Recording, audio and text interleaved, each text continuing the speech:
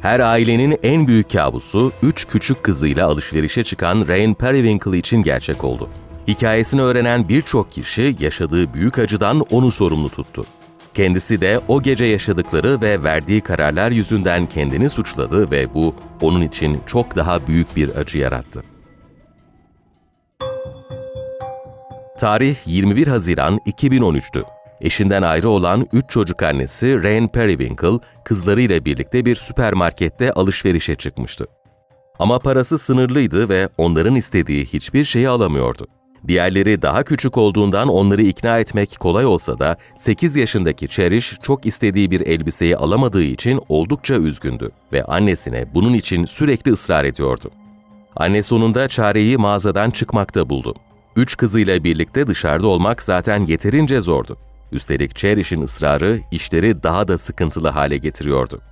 Kapıdan dışarı çıktıklarında karşılarında bir adam vardı. 56 yaşındaki Donald Smith, Rain'e konuşmalarına kulak misafiri olduğunu ve yardımcı olmak istediğini söyledi. Genç kadın ne olduğunu anlamasa da adamın teklifini dinlemeye karar verdi. Donald Smith, eşinin Walmart'ta olduğunu ve ellerinde 150 dolarlık bir hediye çeki bulunduğunu söyledi. "Dilersen bu çeki sana verebilirim ve sen de kızına bir elbise alırsın," dedi. Rain, ilk büyük hatasını bu teklifi kabul etmekle yapacaktı. Uzun zamandır uğraştığı maddi sorunlar onu gerçekten çok bunaltmıştı ve sonunda kızını mutlu etme şansı eline geçtiğinde bunun olası sonuçlarını hiç düşünmedi. Smith, Rain ve kızlarını minibüsüne davet etti.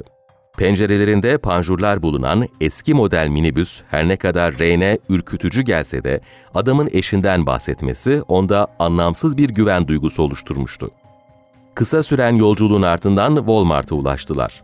Rain, kafasındaki endişenin ne kadar gereksiz olduğunu düşünüyordu. Ama adamın bahsettiği gibi eşi mağazada değildi. Onun rahatsızlandığını ve eve döndüğünü söyledi. Rain ve kızları mağaza içinde alışveriş yaparken güvenlik kameraları yine kayıttaydı.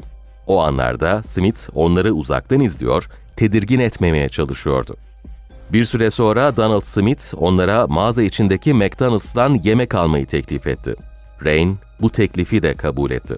Ama en büyük hatayı Smith yemek almaya giderken kızı Cherish'in de ona yardım etmek için yanında gitmesine izin vermekle yaptı. Donald Smith, Cherish'le uzaklaştıktan sonra küçük kıza mağazadaki McDonald's'ın kapalı olduğu yalanını söyledi.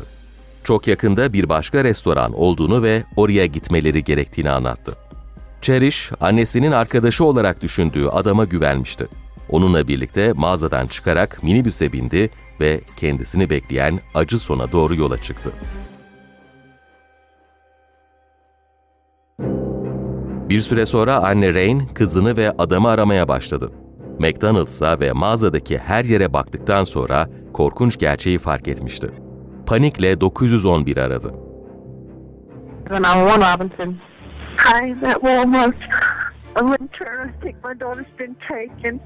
What do you mean? Taken by a stranger.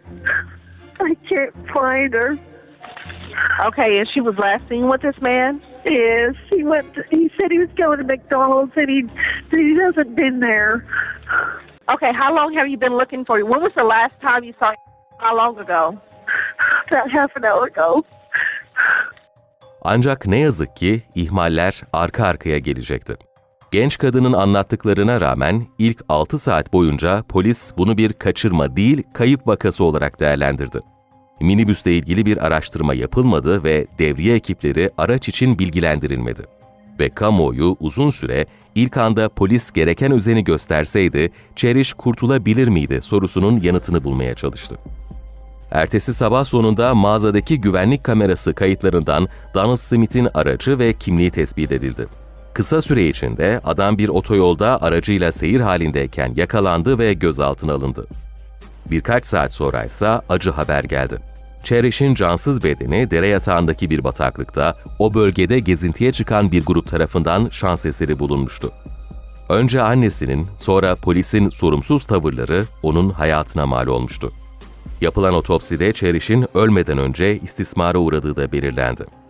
Donald Smith tutuklandıktan sonra olayın bir başka çarpıcı tarafı daha ortaya çıktı. 56 yaşındaki adam aslında daha önce de defalarca çocuklara karşı suç işlemiş Gençliğinden itibaren birçok kez cezaevine girse de her seferinde bir şekilde serbest bırakılmıştı. Ve Cherish'i öldürmeden sadece 3 hafta önce tahliye olmuştu. Medyada başlayan tartışmada hukukçular yasal boşluklardan, ceza yasalarındaki açıklardan ve eksikliklerden söz ediyordu. Ama asla insanların arasına karışmaması gerektiği çok açık olan Donald Smith'in her seferinde serbest kalmasını kimse anlayamıyordu. Dava olaydan yaklaşık 4 yıl sonra 2018'de sonlandı. Sanık Smith'in yanı sıra insanlar anne Ray'nin sorumsuzluğu karşısında da öfkeliydi. Genç kadın mahkemede gözyaşları içinde yaşananları anlatırken hatasına karşılık en büyük cezayı zaten kızını kaybederek çektiğini anlattı. Smith'in avukatları idam cezasını engellemek için müvekkillerinin sağlık sorunlarını gündeme getiriyordu. Nörolojik problemleri olduğunu, yaptıklarının yanlışlığını bilse de kendine engel olamadığını savundular. Bunun için mahkemeye raporlar sundular. Ama jürinin karar vermesi sadece 15 dakika sürdü. Oy birliğiyle suçlu bulunan Smith'e mahkemede idam cezası verdi. Cherish, adalet sisteminin, annesinin ve polisin arka arkaya yanlış kararları ve ihmalleri yüzünden Smith'in kurbanı olurken yaşanan olay uzun süre gündemde kaldı ve tartışıldı. Yeni videolarda görüşmek üzere. Hoşça kalın.